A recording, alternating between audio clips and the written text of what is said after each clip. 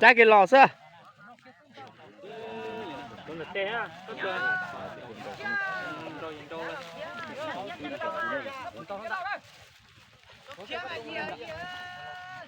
xưa nó sẽ nó tiền nó đi ao đi ao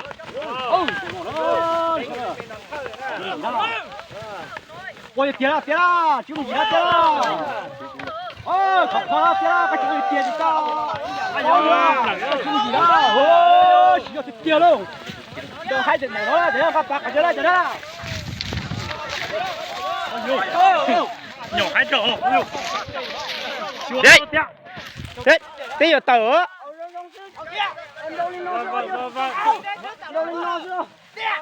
kìa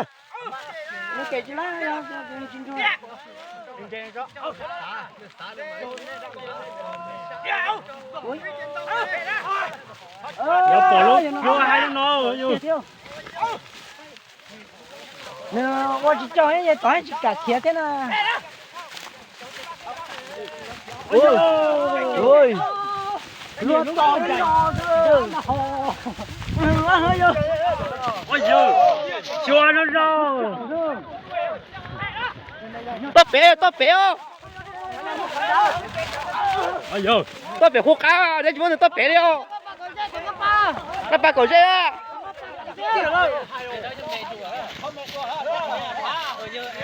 Trong áp ta đấy, trong áp nó ta.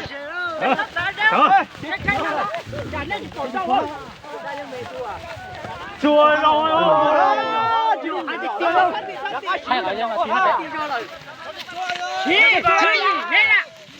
Hello, pass gì đấy, chả nên chỉ ra đi. bỏ luôn ha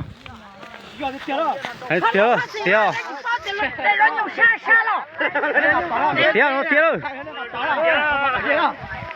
lấy lọt rồi à chẳng cái tiêu Cái đó. giờ tiêu lụi Nhớ to chứ, cái lụi đấy đó, nó lọt qua à.